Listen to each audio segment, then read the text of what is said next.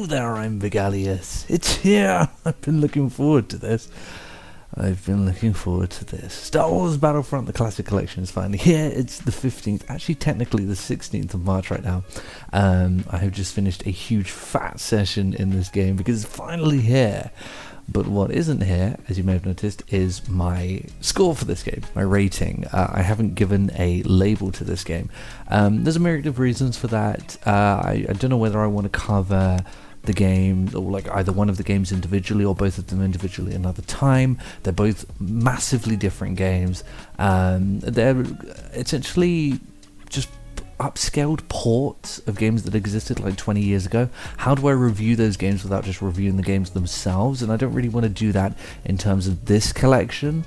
And also, and most importantly, my experience has differed a lot from everyone else's experience, and I don't want to invalidate the way that anyone feels about this game, and I certainly don't want to recommend a game to people that I had a vastly different experience to what seems to be most of the other people playing the game. You know, obviously, if you've seen it, and I've seen it, there are a lot of complaints about this game. It's not very favourable in the eyes of the gaming collective, of the nostalgic nerds who are really excited about it. It's not, I think it's on mostly negative currently on Steam. I've seen a bunch of what does seem fairly hyperbolic responses to this game, called it utter trash, an embarrassment, a con. You know, it's absolutely awful. And like I said, I don't want to invalidate that. I don't want people to feel as though, you know, I'm saying, no, you're wrong, and I didn't experience this, therefore it isn't a thing. Because, okay, clearly it is. If this many people are saying that it is, then sure, I absolutely buy it. However, I don't feel it. I didn't get this disappointment. I have had an utter blast with this game, an absolute blast with this game. So much fun, and I have not been able to put it down. But time has gone so quickly to play this game. Earlier I was playing it, and then I looked at the time and I was like, holy, I swear I've done like 3 rounds. I've been on this for 2.5 hours. I cannot put this thing down. And it was so much fun playing multiplayer. Actually, I don't want to piss people off, but my overall feeling towards multiplayer is actually it plays better than I thought it might. I'd never played multiplayer Battlefront before, but I played a ton of the single player, you know, instant action and galactic conquest and what have you, and I remember thinking back to how that felt to play, and sometimes I do come back to the game occasionally as well and thinking, is this going to translate to multiplayer? And amazingly, it does. It really does. This multiplayer is a whole lot of fun to play, although I will say, if you're uninitiated and you don't understand the way the gameplay works and you jump straight into multiplayer, I honestly think that might be one of the complaints that people currently have with the game, is that actually you don't like it. You just don't like the game. It can be a very floaty game. The lock on the crosshair can be very intense, very heavy. It's very magnetic. It can be a very sort of swimmy, sluggish game. That was always the case. You know, like I said, it's a very old game and it is just a port. They haven't actually, changed the game, and that's okay because you are getting 2 games for 25 quid here, although I think it may have gone up to 30 now.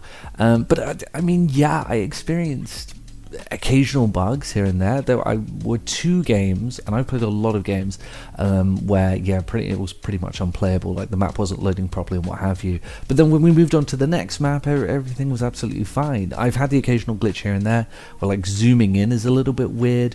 At one point a really weird thing happened where the game disconnected my controller, and I know it was the game because the controller had almost full battery, so it wasn't that. So that was very odd.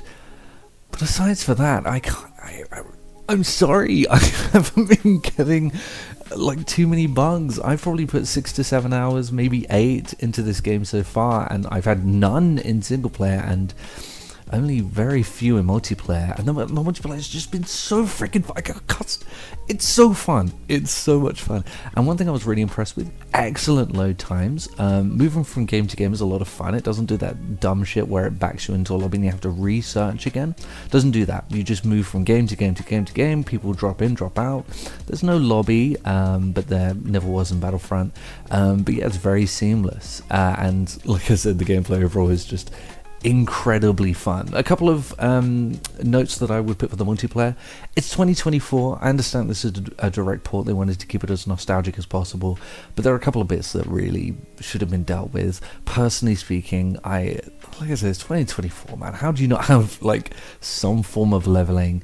And that's really going to turn this into a flash in the pan multiplayer experience. That's what kept MCC going, was constant progression. You can play this game for like 500 hours and have literally nothing to show for it. There's no leveling, there's no like new characters to unlock, there's nothing to unlock, and I understand that's how it was, but again, you know, this is 2024 when this game released, and other remasters, pretty much every other remaster that's done the same thing has had some sort of ranking system, so I don't know why there isn't one here.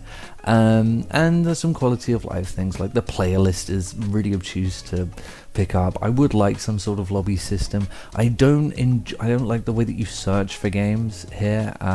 It feels like I never use quick play because it's just not going to throw me into a game I want to be in, and the server list, yeah. That brings me on to another issue. I will say I haven't experienced like much lag or, you know, bugs or anything like that, but currently I just got off of playing some more single player because I had to back out of multiplayer because the player base is so low. But it's so low that I think potentially it's just it's some sort of server issue with Aspire, and I have heard this. I have heard that, you know, part of the issue is that Aspire aren't like accommodating for a lot of people in the games, and so the player count is low. I don't know if it's because people are just like fed up with the game. It's got so much negative press, or maybe so many people didn't get the game, or if it's some sort of server issue. And I'm really hoping it's a server issue because I'm having such a blast with multiplayer. But at the moment, the most populated server has 8 people in it, and that's not great. That's not a high number, so that isn't good.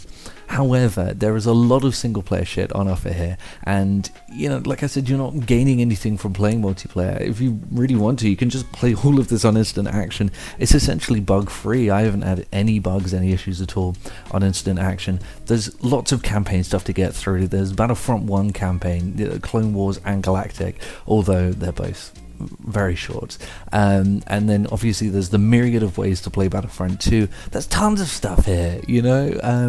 I know that the multiplayer is very balked, and so, like I said, I'm not going to give a rating to this or anything like that, but there's a lot of meat on the bone here, and if you are nostalgic, then it's all there, you know. I think overall, I'm just not disappointed with my purchase. I know a lot of people are like calling for a refund and screaming the doors down of Aspire, but I'm happy with my purchase, and I am having a fantastic time. It's already given me around about 7 or 8 hours of joyous nostalgia and fun, and what more can I ask for? I've had an absolutely fantastic time with this game so far, and I'm hoping to again, continuously would be better. And I'll see everyone later.